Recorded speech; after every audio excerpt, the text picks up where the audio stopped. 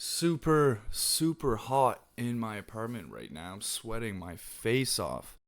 Fabrice the artist here, back with another video, and I haven't posted in over a month, which really sucks. But here in Canada, we've been locked down for quite a while, which really sucks and honestly hasn't been good for the mental health of a lot of the people living here. So honestly, my motivation to post has been nearly zero. But I think even something as simple as going out and getting a haircut for the first time in a couple months has really motivated me to want to get behind the camera again, and I'm glad to be back. So in today's video, we're going to be talking about how to choose the proper reference picture.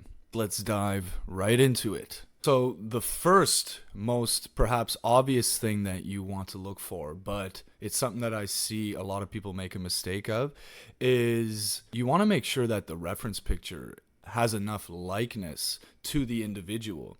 So, for example, a lot of people will choose what would otherwise be a nice, good quality reference picture in the sense that it has enough contrast, it's really high resolution, but it just doesn't even really look like them all that much. Like there's something about their essence that's missing from the picture. Perhaps it's a different angle that you've never seen them from before, or they have a weird expression on their face that perhaps just doesn't capture their essence and makes it look like them as much as more iconic pictures of them perhaps might. You want to choose a picture that really captures their essence and really captures what they truly look like, so that when you hopefully nail the likeness of the drawing, it'll actually look like them. The reason for this is probably obvious, because you don't want to put all that work into capturing that reference picture so accurately and then have your drawing not even really be truly representative of what they look like, even if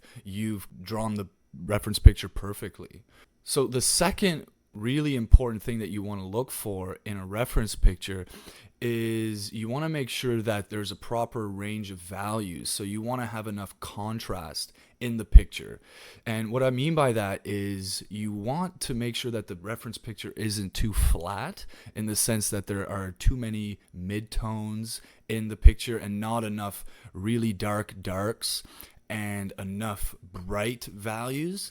You want to make sure that there's a really large range, so that there's lots of nice dark darks and lots of nice bright spots with a big range in between. And that's going to be really appealing to the eye, and it's going to add to that realism, and it's going to make sure that your drawing's not going to look too flat, assuming that you're accurately capturing the values that are in the picture. You just don't want to end up with a picture that looks flat, and then even if you capture it perfectly, it's going to look flat.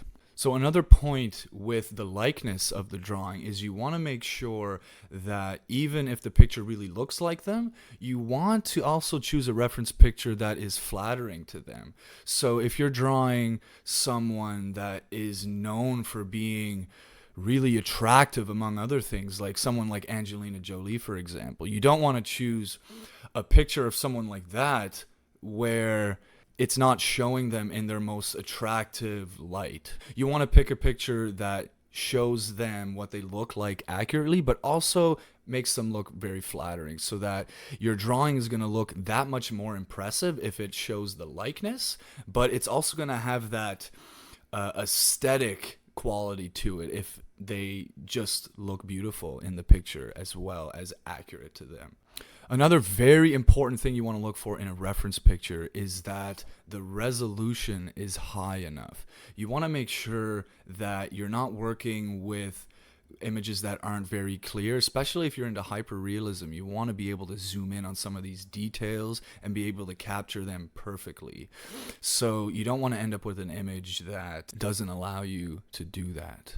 And a good trick to try to find some of these higher res, really clear pictures is to go on Google Images, and you can go into the advanced search settings and set your minimum size to 2 or 4 megapixels. I choose to set the minimum size to 4 megapixels because I am currently working on a little bit larger drawings in that 19 to 24 inch range. So I usually need a lot bigger of a reference picture. If you're working with something like an 11 by 14, you can get away with a little bit smaller. In that case, you can set 2 megapixels to the minimum size, and that'll work for you just fine. Another tip for getting the most out of your reference pictures is to buy a good size computer monitor so that you can view the image a little bit larger, and this way you're going to get the most out of whatever pixels that you're working with. So it'll make a medium size resolution picture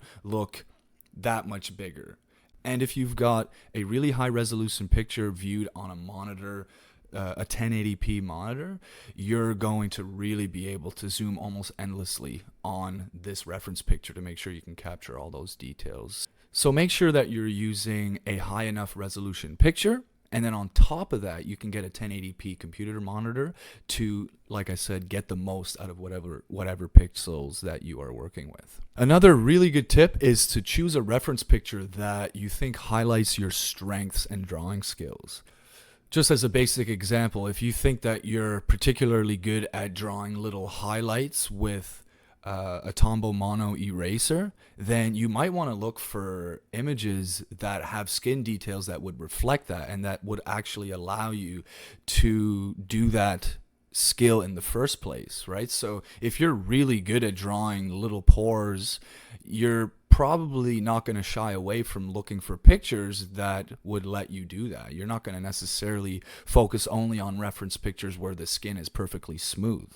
And lastly, one more tip for choosing a reference picture, more so in terms of ensuring your continued improvement, is to look for a reference picture that has at least one part of the reference picture that you feel is a weakness of yours. If you're really good at drawing pores and really nice detailed white highlights using a precision eraser, for example, but you're not very good at all at drawing hair, it might be a really good thing for you to do to choose an image that has these opportunity for white pores, or white highlights rather, and also has some segments of hair that you think you would not be as good at drawing yet. So this will ensure you to display your skills in the maximum way, but will also allow you to continue to get better over time. Okay, so I think if you follow these steps, you're going to be well on your way to finding the ultimate drawing reference picture every single time, or at least most of the time. And I think it will also help your continued improvement if you at least find one part of that reference picture that you are weak at. So each drawing that you do, you can ensure that you're at least developing at least one of your weaknesses, as well as displaying the rest of your strengths. Okay, so a little bit of a quicker video for you guys today, but I wanted to jump back on the YouTube bandwagon and get something out for you guys. So I appreciate you guys for watching. If you want to learn from me in greater detail, be sure to follow me on Patreon at Fabrice the Artist. And if you want to own a signed print of any of the drawings that you can see on any of my social media, you can visit my Etsy shop, Fabrice the Artist, as well. Feel free to follow me on Instagram at Fabrice the Artist, and I will see you guys in that next video. Peace.